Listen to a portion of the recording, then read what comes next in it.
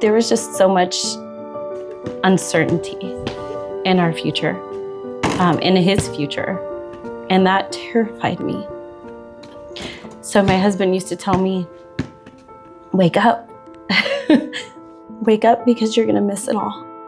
And I felt like the whole first year of his life, I missed much of it because I was terrified of the day ahead.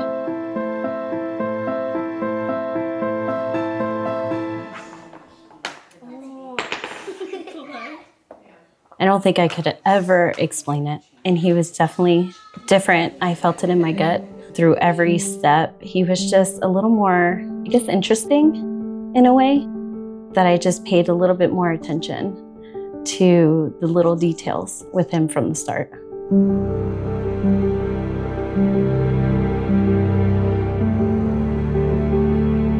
Within his first 6 months of life, he had his first surgery to repair his hypospadias. At that point, things seemed fine. And it was a month after that things started to change. All of a sudden, he did not recognize his name. We would, make loud noises and he would not budge. He would either cry all day or just sit there and stare. He was anemic, failure to thrive. He had trouble eating. What do you hear? That was not the child that was born. I mean, he climbed before he crawled, and he was thriving in his own way.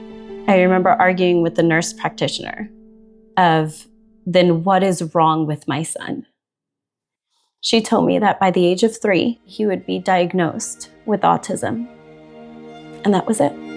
And there was nothing else that could be done. And I remember going home and crying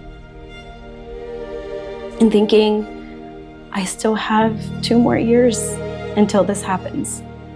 Then what? And nobody had answers.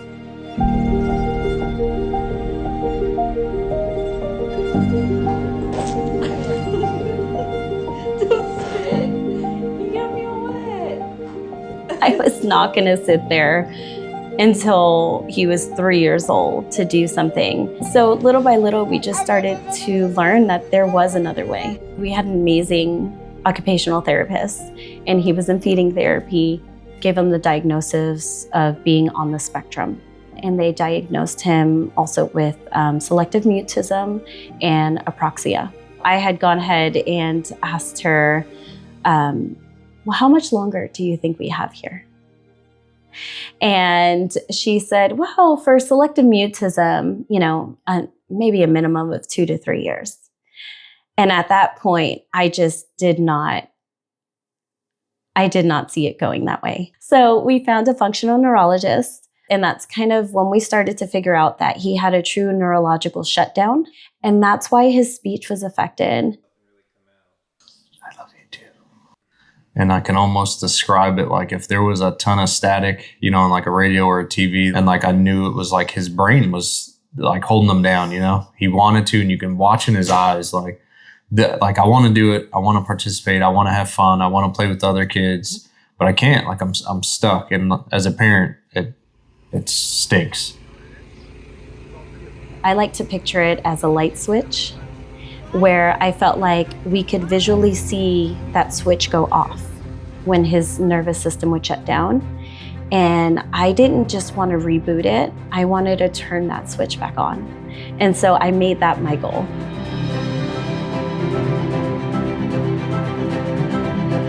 We were going through therapy, we were seeing our doctors, and I was hopeful that we were just going to continue making progress with my son.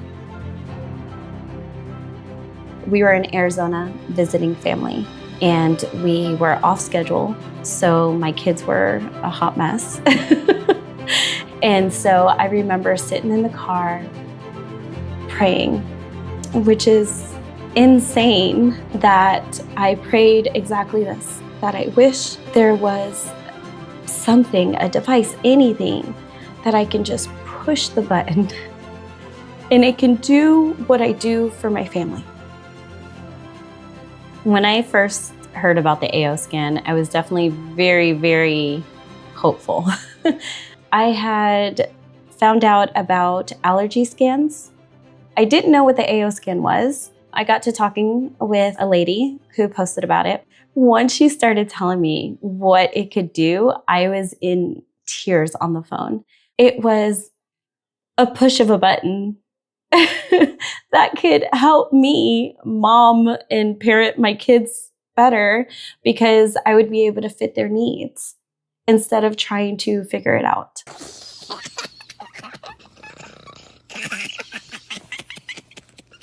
When I first brought it in, he thought I was crazy, but I was holding on to the financial difference because he's like, fine, I'll try anything at that point.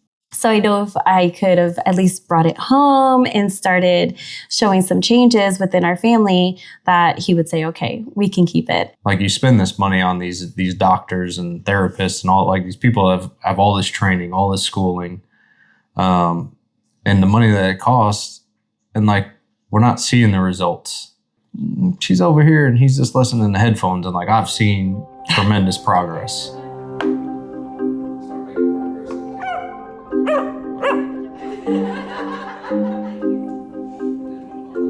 He was the one we could visually see the difference. I remember taking a video. So in the beginning of the video, he is doing the scan like any other time. And he was in the middle of playing a game with his sister. And he was his normal voice of kind of struggling to get the words out. He was getting the words out, but it was always a bit of a struggle for him to get it out clearly. And in the second video, he's listening, he has headphones in, and he's listening to the balancing harmonics. And within just a few minutes, the words were just coming out and coming out so clearly. Or do you want to move that horse guy out? Because you able can.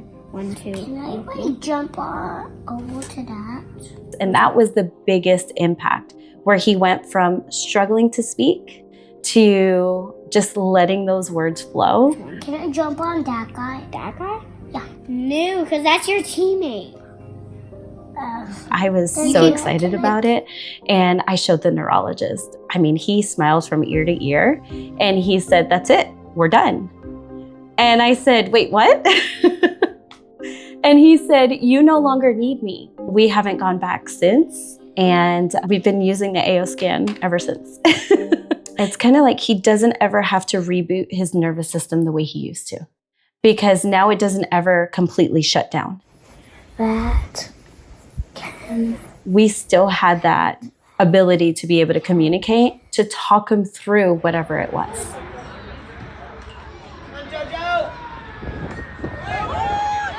Finally got to see my kid for who he was. You know what I mean? It was like nothing else was stopping him. You finally see him like bust out of his shell and see who he truly is. He still amazes me, and it just feels unbelievable most days. Whose ball is it? Ours. No, wait, I won. You won last time? When he was younger and he said, I love you, randomly, it was more because we were kind of trying to force him to say it, because it wasn't something that he could say on his own freely. That much pressure and emotion would have him shut down. While it was amazing to hear those random moments, and it was adorable because he was so young, it was when he started getting older that we wanted to hear it, because we knew it was different. He was older now. He had trouble verbalizing it, but you could see it in his face that he wanted to say it. The moment it freely came out, I think we might have shared a few tears. I think we tried to get him again to say it and just record it, because it was a moment that we wanted to keep experiencing, because we didn't know if he was going to be able to say it again. I love you, Joseph. I love you. I love you a lot. I love you more. What about Daddy? I love you, Daddy. And there's one video, I don't remember if I was away. I know I wasn't home, but they recorded him saying it on the phone. Obviously I still have the video, and I listen to it all the time. I feel like it meant more for the I love you. It wasn't just words. It was something he felt throughout his entire body, and he was able to share that with us. I don't know if it was more for me or more like that he was free. You know, every time there was like progress, I was like, man, like my son is free.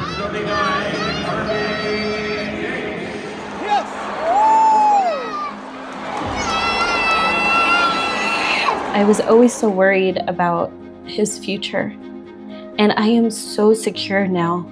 I'm not worried about it at all. And now I get to enjoy, you know, the day-to-day and watching him grow. I can be more present the way my husband reminded me to be, and watching the amazed people around us say, oh my gosh, it's the first time I've ever heard him talk in 5 years. He's just an amazing, fun-loving kid, and no one else was able to see that. He can now leave this house and show his friends. He's having conversations with friends. He's actually playing with his friends. He's showing his silly, vibrant personality even in outside settings, whereas we would only see it here in. So now other people get to see how amazing he is too. Don't stop. Gosh. How do I even put that into words? Because it was really hard. Keep having faith. Love you, Benny. Love you.